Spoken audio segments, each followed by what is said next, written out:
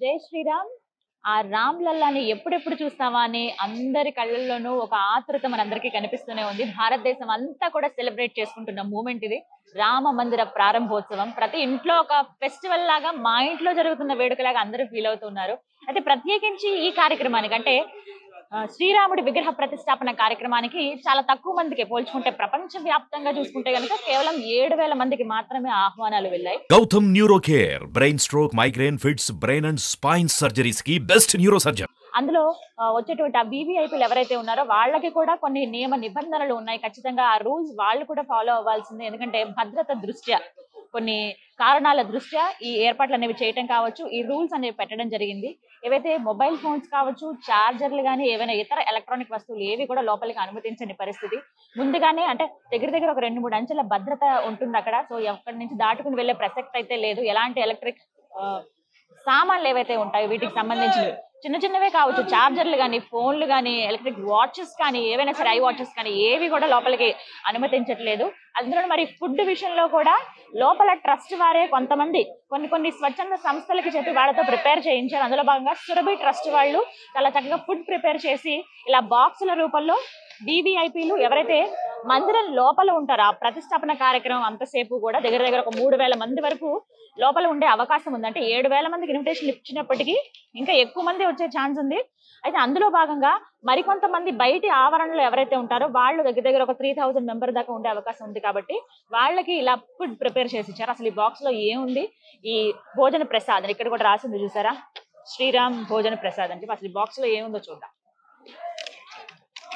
చాలా చక్కగా ప్యాక్ చేశారు. సో ఇది వెట్ వైప్స్, మళ్ళీ వెళ్ళి చేయి కడుక్కోకుండా క్లీన్ చేసుకునే విధంగా అనమాట. ఈ బాక్స్ లో ఏముందో.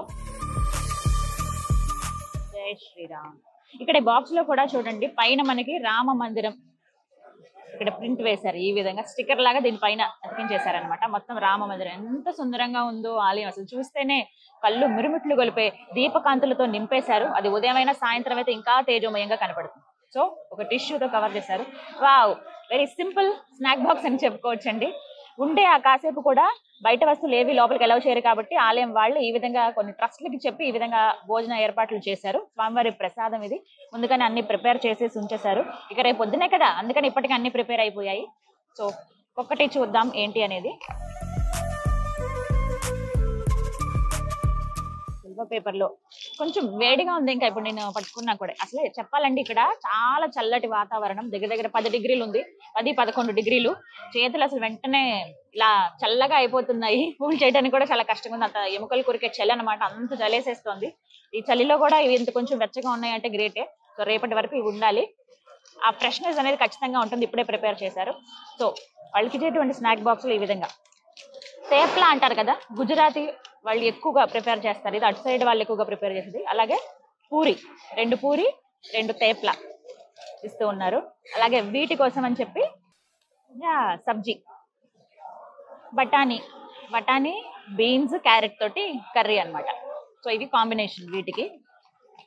నా తర్వాత ఒక బుల్లి కచోరీ, అలాగే ఒక చిన్న దాంట్లో మనకి మిర్చి, అలాగే మామిడికాయ పచ్చడి. ఇటు సైడ్ మామిడికాయ పచ్చడి అంటే సౌత్ ఇండియన్స్ లాగా, తెలుగు వారి లాగా ఆవపిండి వేసి అవన్నీ వేసి చేయరు.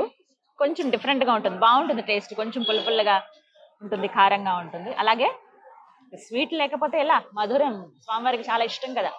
ఇలాగా బాదం హల్వా చాలా బాగుంది. ఈ స్వీట్స్ ఏమైనా ఇప్పుడు ప్రిపేర్ చేశారంటే ఇవి ముందు నుంచి అండి చాలా నియమ నిష్టలతోటి అందరూ కూడా చాలా ఏమంటారు, ఇది మేము స్వామివారికి చేస్తున్న సేవ. ట్రస్ట్ నుంచి మేము ఇస్తున్నప్పటికీ, ఇది ఒక దానం కింద ఉన్నప్పటికీ, ఆహారం అన్నదానం కింద ఉన్నప్పటికీ, ప్రసాద వితరణ అయినా కూడా మా బాధ్యతగా, మా వంతుగా ఆ ఫ్రెష్నెస్, ఆ హైజీనెస్ మెయింటైన్ చేస్తామని చెప్పి ట్రస్ట్ వారు ఎవరైతే ఉన్నారో, సురభి ట్రస్ట్ వారు ఖచ్చితంగా చెప్తున్నారు.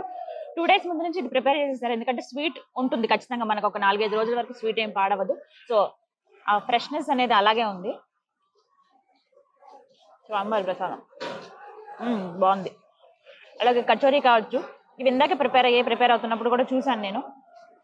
ఇదైతే వేడిగా చేస్తున్నారు. సో మొత్తం మీద ఇదనమాట, ఒక స్నాక్ బాక్స్ లాగా. ఎవరైతే గెస్ట్లు వస్తారో, మందిరం లోపల ఎవరైతే వెళ్తారో వాళ్ళు మళ్ళీ అప్పుడు, ఎందుకంటే ఆ ఘట్టం జరగడానికి దగ్గర ఒక 4 గంటలు టైం పడుతుంది. 11 o'clock మొత్తం డిగ్నిటరీస్ అందరూ వచ్చేస్తారు. ఆ తర్వాత మళ్ళీ లోపల వాళ్ళు బయట వాళ్ళ లోపలికి ఇలా ఎవరిని పంపించరు, చాలా సెక్యూరిటీ ఉంటుంది. కేవలం ఇన్విటేషన్ ఎవరి దగ్గర అయితే ఉంటుందో ఆ ఇన్విటేషన్ ఒక్క పర్సన్ లోపలికి వెళ్ళాలి, మళ్ళీ వేరే వాళ్ళకి కూడా ఆ ఛాన్స్ లేదు. సో అంత కట్టుదిట్టమైన భద్రత ఏర్పాట్లు చేశారు, చాలా స్ట్రిక్ట్ రూల్స్ అయితే ఫాలో అవుతున్నారు. సో వచ్చిన వాళ్ళకి ఈ విధంగా భోజన ప్రసాదం ఏర్పాట్లు అన్నమాట. అదృష్టం ఉండాలి ఏదైనా స్వామివారి ప్రసాదం మనం తినాలంటే. సో ఇవన్నీ అవ్వగా మళ్ళీ చేతులు కట్టుకోవడం కానీ పక్కకు వెళ్లకుండా జస్ట్ వెట్ వైప్స్ కూడా ఇచ్చారు. సో ఇలా పెట్టేసి మొత్తం ప్యాక్ అన్నమాట ఇదంతా. ఎంత చల్లగా ఉందంటే ఇక్కడ మాట్లాడుతున్నా కూడా మాటలు అసలు సరిగ్గా మాట్లాడలేకపోతున్న పరిస్థితి, చాలా చలేస్తుంది. కానీ ఆ స్వామిని తలుచుకుంటూ చకచకా పిల్లలందరూ ఈ ట్రస్ట్ సంబంధించిన పిల్లలు ఎవరైతే ఉన్నారో వాళ్ళు ప్రిపేర్ చేసేస్తున్నారు. పిల్ల పెద్ద అందరూ కలిసి ఎక్స్ స్టూడెంట్స్ ఎవరైతే ఉన్నారో బయటకు వెళ్ళిపోయి వాళ్ళు జాబులు చేస్తున్న వాళ్ళు కూడా మా వంతుగా మేము సాయం చేస్తాము, మా వంతుగా ఇది ఒక సేవా కార్యక్రమంగా, ఇది మా బాధ్యతగా వచ్చి చేస్తామని చెప్పి వచ్చి సేవ చేస్తున్నారు అన్నమాట ఆ రామయ్య కోసం. సో మొత్తం మీద స్వామివారి భోజన ప్రసాదంలో ఈ కిట్ మొత్తంగా ఈ బాక్స్ లో ఇలా నేను చూపించినటువంటి ఆహార పదార్థాలు ఉన్నాయి, సేమ్ కిట్. ఇవి దగ్గర 3,000 అయితే ఇప్పుడు రెడీ అయిపోయి ఇంకా కొన్ని కూడా రెడీ చేస్తామని చెప్తున్నారు. ఎవరైతే ఆలయ ప్రాంగణం లోపల ఉంటారో వాళ్ళ కోసం ఈ బాక్సెస్ అన్నమాట. మిగతా వాళ్ళు ఫ్రీగా అన్నదానం కూడా చేస్తున్నారు. మిగతా ఎవరైతే 10,000కు పైగా భక్తులు వచ్చే అవకాశం ఉంది కాబట్టి వాళ్ళకు కూడా ఎటువంటి ప్రాబ్లం లేకుండా అన్నప్రసాద వితరణ ఉంటుంది. వీటితో పాటు ఒక వాటర్ బాటిల్ కూడా ఇస్తున్నారు. సో ఇదన్నమాట. సో ఏదేమైనా కానీ ఎప్పుడెప్పుడు ఆ స్వామివారిని చూస్తామా అనే ఉంది. రామ మందిరంలో మన 500 సంవత్సరాల నిరీక్షణ ఇది. వందల మంది హిందువులు కావచ్చు, అలాగే భారతీయులు కోట్లాది మంది కళ ఇది. మనం ఎంత సంబరపడిపోతామో కదా ఈ మూమెంట్ కి, మన ఇంట్లో ఫంక్షన్ అయినట్టే. నాకైతే ఇక్కడికి వస్తే అదే అనిపిస్తుంది. అడుగడుగున ఎవరిళ్లలో వాళ్ళు హ్యాపీగా సెలబ్రేట్ చేసుకుంటున్నారు జై శ్రీరామ్ అంటూ. మొత్తం అడుగడుగున వీళ్ళే కనిపిస్తున్నారు. టైం దగ్గర 9:30, 10 అవుతోంది. ఇంకా 6కో 7కో ఉన్న సందడి కనిపిస్తుంది ఇక్కడ. రాత్రంతా ఇదే విధంగా సంబరంగా గడిపేస్తున్నారు. రేపే కదా మరి అద్భుతమైన ఘట్టం ఉంది. ఆ ఘట్టం కోసం అందరూ ఎంతో ఆతృతగా ఎదురు చూస్తున్నారు. జై శ్రీరామ్.